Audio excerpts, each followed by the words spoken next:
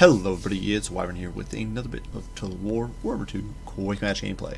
This time around we are on the Void of Hellfen for a bit of Wood Elf on Vampire Count action. And going into this match I wanted to try the new and improved Glade Lord. So previously Wood Elves were kind of a 1.5 Lord faction. A Glade was the dominant choice in like 90% of the matchups. A few matchups you'd run Durthu as a competitive pick, one of them being Vampire Counts. But in this last patch, there was a whole bunch of reordering, I would say. Orion, still probably not the greatest pick, but the Ancient Tree Man got an AP now. He's got AP melee, even though slightly lower weapon strength than before. Durthu's Sword of Daith got reworked. It can now be casted farther away from him. It's got a 100-meter range, but it now only has 2 casts, which makes it much less effective in that sort of drawn-out, grindy battle type that you run against Vampire Counts. And the Glade Lord actually got a significant buff. Now previously the Glade Lord had kind of trash items, or okay items. He had this cool banner, the Banner of the Hunter King, but despite the plus 10 melee attack he could get, he just wasn't quite up there. But this last patch he got the Helm of Discord, which I think is a huge buff. Helm of Discord, for those of you who don't know, is essentially an enfeebling foe with a AoE. It's pretty bonkers. But I wanted to try him out, and I wanted to give him a shot, because otherwise, besides missing Prey of Anathem, he's pretty comparable to the Glade. He's basically identical. I think he's got slightly better melee stats. That might be it, but not even by much. The two are very, very comparable. So I decided that in this matchup against Vampire Counts, I'd bring the Glade Lord with a Flying Goon Squad. As you can see, he's kitted out. He's got his plus 10 melee attack boosts from the Banner of the Hunter King. He does have a Foe Seeker, he's got Deadly Onslaught, and he does have the Helm of Discord. He is backed by 2 Spellslingers of Shadows. I think these guys are a great pick.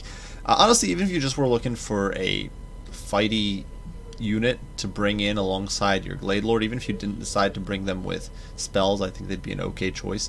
But I did bring one with Life, with Earth, Blood, Shield of Thorns, as well as Life Bloom. The other one does have Spellslinger of Shadows with Smoke and Mirrors in case my opponent went air build and tried to run away. Melkoth's Miasma for similar reasons. Enfeebling Foe, Power Stone, and the Opal Amulet. I actually didn't manage to quite cram in an Opal Amulet over on the other one. Up in the sky, we also do have 3 units of Hawk Riders to provide that additional missile pressure, as well as some harass and some rear charges with their high AP values. The infantry line is pretty cheap. It's a few Dryads, 2 of them, 2 Eternal Guard with shields. Obviously the shields are useless in this matchup, but these guys can hold pretty well. They've got very high leadership, so despite not having immunity to psychology, they hold rather well. Dryads have immunity to psychology. Wildwood Rangers are in the back. These guys have monstrous leadership values and immunity to psychology, so I figured, let's give them a shot. They are cheaper now. They're 50 gold cheaper than they were before. They've got very high weapon strength, very respectable melee stats, and honestly against things like Graveguard and that sort of stuff, they should do rather well. Now for my opponent, he went super wide, and this is something you don't really see all that often against Wood Elves. You do see wide builds, but not quite this level of wide with no cavalry. But my opponent decided to risk it, I suppose. He's got a bunch of Graveguard. I think he's got the max unit count of 6 Graveguard you can bring. It's 3 on either flank. The Sternsman anchoring things in the center. Vladdy Daddy here at the heart of things. He's got his Karstein Ring. He's got Master Beguilement, Arcane Conduit, Raised Dead, Invocation of the Heck, and the Blood Drinker, which I think is wasted. Honestly, I think it's useless. I'm sorry, and I always say this when I see people bring Karstein. I think you're better off investing the money in something else. But regardless, he's pretty well kitted out. There's 2 Necromancers who don't actually have any spells, so super cheap. 2 Corpse Guards with Unholy Lodestones. These guys, of course, will be providing Vigor Mortis as well as a healing aura. And then a front line of a bunch of Skeleton Warriors and the Tithe to add some more chaff. So super chaff heavy front line, and then the Dire Pack in the back to be a nuisance. Now, my front line obviously can't hold against it. They don't have the numbers. So what we're going to do here is we're going to push forward. You can see we're sallying out, and we're going to looking to pick off targets of opportunity. Now, certainly Corpse Guards are a very cheap target. They only cost about 500 gold. But if I can get rid of them, if I can take them off the field, that is a big win for me. Because they are going to be a key feature for my opponent to try to win that frontline fight. Now, as you can see here, the pressure is going to start coming in from the Hawk Riders, but shortly thereafter I decided, you know what, I don't want to be wasting my ammo on them. And as my opponent wasting the heck on this Corpse Guard, we are going to dive in and start tearing it to shreds. The Corpse Guard does not have good melee defense, it does not have good survivability, and it's going to go down very quickly. Unfortunately, we are getting a little redirected by those annoying zombies, but we do order our Spellslingers to focus a little bit, and the Corpse Guard's not going to last very long against this sort of damage output. It has no armor, essentially. The Spellslingers of Shadows do have some decent weapon strength, so despite the Glade Lord not really getting in there, we're going to melt this thing and take it down right quick, and then we're immediately able to extricate ourselves. So my opponent already down 500 gold, essentially, for a very little effort on my part. Plus, I managed to bait out some Invocation of the Heck, I've managed to bait out the Master of Beguilement, and all that sort of stuff. And now we're going to be able to start chipping away at this corpse card, the second corpse card with Unholy Lodestone. You can see the Hawk Riders have some respectable range damage. They have, I think, about 10,000 potential damage over the course of a whole game, so they're not pushovers.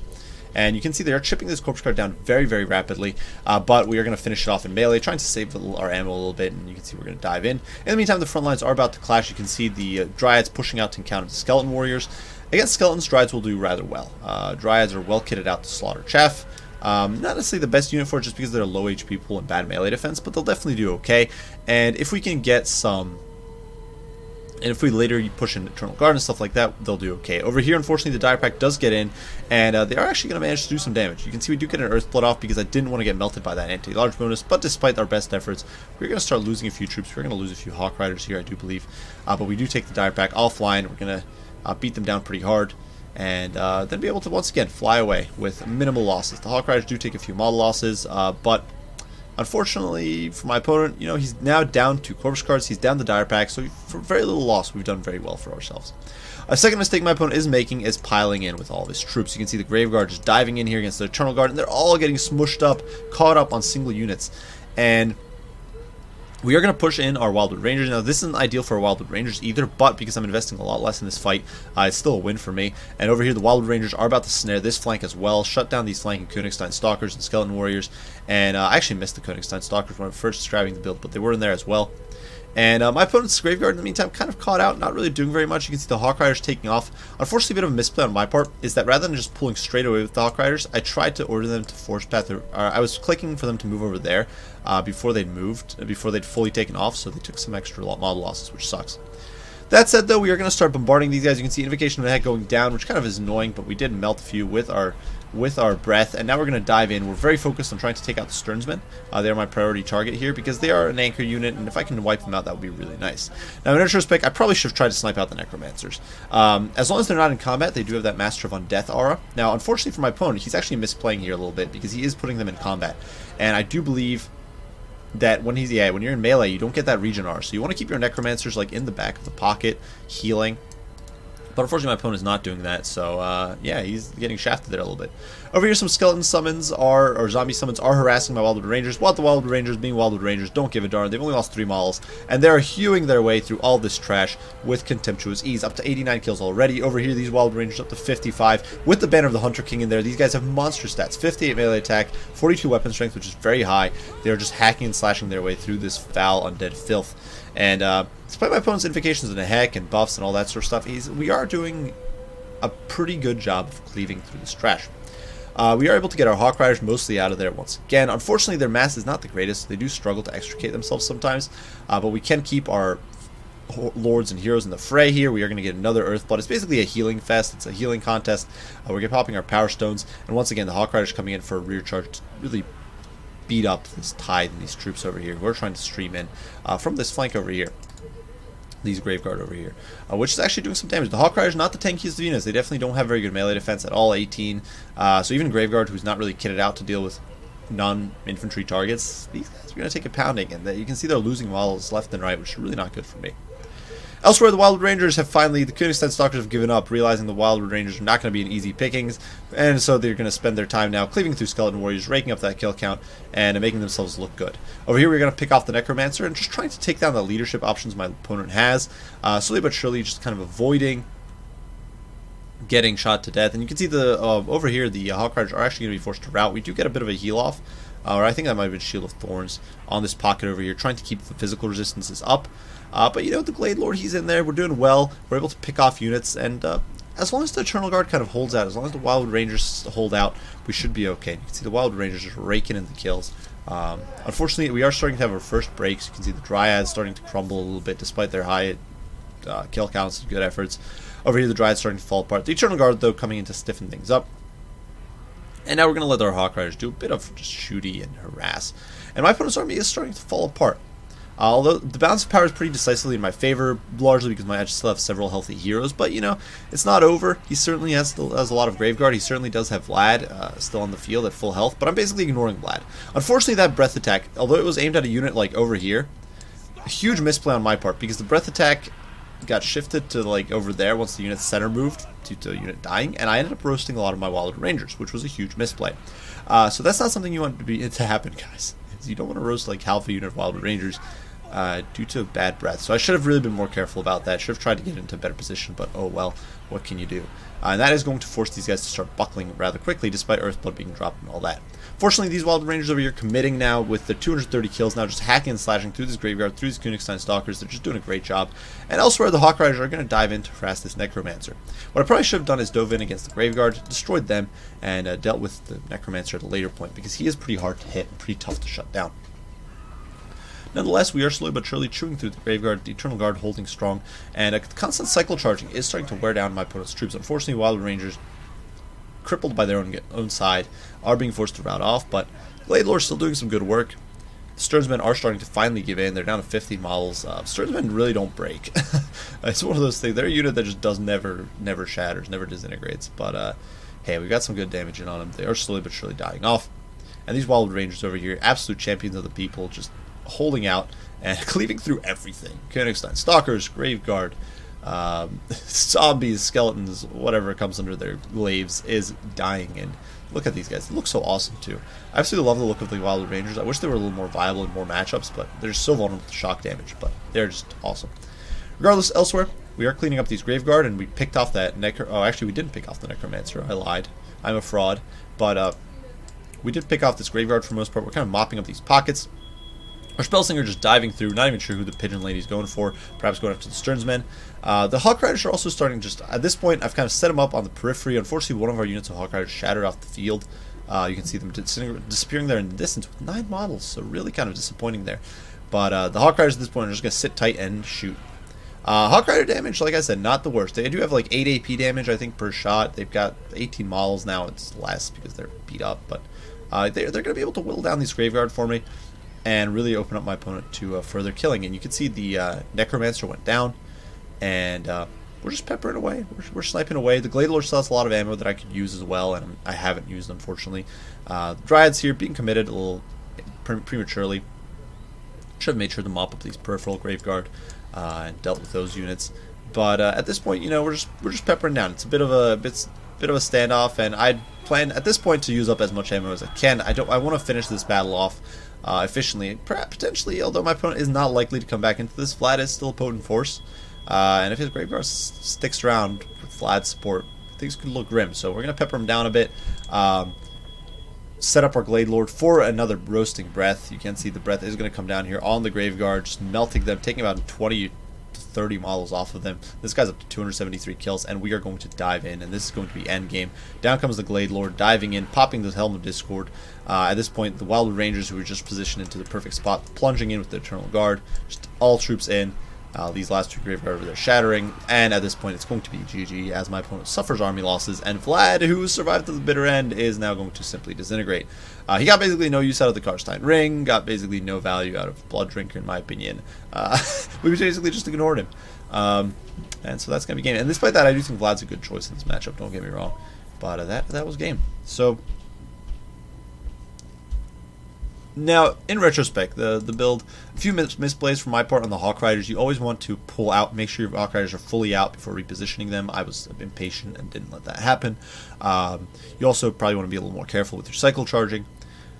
That said, the new Glade Lord is awesome. He's got +5 or +10 melee attack, which is 2 items. Now, he's a little pricey, but he does get +10 melee attack, and he can bring Helm of Discord, which potentially is a doubles whammy of Enfeebling Foe. If you bring Enfeebling Foe as well, you can just debuff the hell out of your opponent. It's so powerful.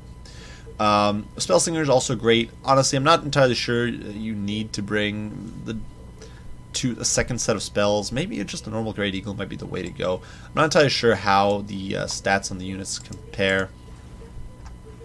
If we hop over here for the Wood Elves, we can just kind of see a Spellslinger. If we strip her down completely to nothing, she costs 300, 900 on Eagle, as opposed to a normal Eagle. Yeah, she's basically the same as a normal eagle, but she does get a missile resist, which can be nice against some factions that do have shooting. And encourage, obviously, which is not that relevant. But I guess if you just want straight damage, you are better off with an eagle. But personally, I do like having that that spell option, having 2 spell options, and I think the couple hundred gold you sacrifice for that is worthwhile.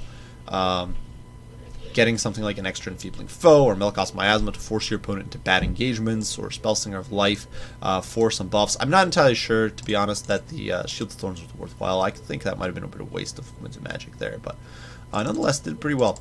For my army, I do think it can work. The problem is, if your opponent goes very heavy on cav, you're going to have to be very aggressive with your airplay. Try to dive in against your opponent's cavalry, shut them down with your air force, pick them apart one by one. Which could be a little difficult. It's definitely going to take some good play. But, you know, it can be a potent build. The other thing, Wild Rangers, they're not pushovers. If you can protect them from getting charged, or if your opponent does not bring a charge-heavy build like this one, they will do great. They've got monstrous melee stats. Big problem with Wood Elf melee builds is the fact that they tend to suffer on the charge. They lose out a huge amount of HP when charges kick off, and then they're not able to claw their way back in through raw melee stats. But if you're playing against an opponent who doesn't have the greatest melee units, in this situation, I knew I could control the air. I knew that if my opponent brought Mortis engines or carts, I'd be able to snipe them out with my flyers, and I knew that I'd be able to zone out and make cav with my air force. So I knew that the Wildwood Rangers would get huge value, and they did. And I didn't even have an optimal deployment on that map. On Void of Hellfen, you can go really cancerous and like camp out on the hill, which I think is a bit scumbaggy, and I don't think that's what you should do, but you can if you want, and it's very potent. And you could get even more value out of your Wild Rangers there because your opponent literally can't push into you from a convenient angle. But they're definitely not a bad unit. The Dryad's also performing rather well. Not the biggest fan of Dryads. I do think they need a slight buff, tweak somewhere, perhaps more HP. They're just very squishy in my opinion, despite their physical resistant armor. But hey, it was pretty fun. For my opponent's build, my big critique is no cav. Going super wide with chaff is fun and all, but if your opponent has cav, if your opponent has monsters, any of that sort of stuff, you are in deep trouble. You're going to have a lot of issues. Vlad alone is not going to save you. My opponent was perhaps gambling that I wouldn't bring any shooting. If your opponent brings shooting, if your opponent brings Way Watchers, they will gun down your corpse carts. If your opponent brings flyers like I did, they're going to snipe out your corpse carts. If they bring Dirthu and a Tree Man, they might just plow through your front line and go after your corpse carts and your necromancers. So I think that was a bit of a misplay or a bad choice. I would try to bring some cav. It doesn't have to be the most elite cav. Wood Elf Cavalry is not the best of cavalry, so you can even have just Black Knights with lances and barding, though personally I prefer Blood Knights because they do have built-in missile resist and they're just awesome. Blood Knight's an amazing cav unit. Arguably, in my opinion, definitely one of the top cav in the game. Not just for stats, but for cost efficiency. They easily would make my top 5, probably my top 3 for cav. So they're an amazing cav in this matchup, and I would definitely recommend them. But regardless, I do hope you guys found the match entertaining. I hope you enjoyed watching the new and improved Glade Lord in action. I think the changes, while not making him the go-to compared to the Glade, have made him a lot more competitive. Having plus 10 melee attack, if you go with a melee-heavy build as Wood Elves, if you know you can pull it off, plus 10 melee attack in a decent AoE, it's like 40 meters, and Helm and an AoE enfeebling foe, essentially awesome combo. And it's, you know, relatively cheap, and depending on how you build him, it can be very potent. I'm going to be trying probably to get some gameplay in with the Ancient Tree Man and the reworked Dirthu as well in the upcoming weeks, so we'll see about those. Their patch changes might have also been good, but regardless, definitely cool stuff on the Glade Lord, and I do hope you guys enjoyed the match. If you did, be sure to leave a like, subscribe, share, all that good stuff. If you have any comments, any criticism, any questions, as usual, do not hesitate to post them. I will do my very best to respond as soon as I can. I do thank you all for watching, and I will see you all in the next one. Bye for now.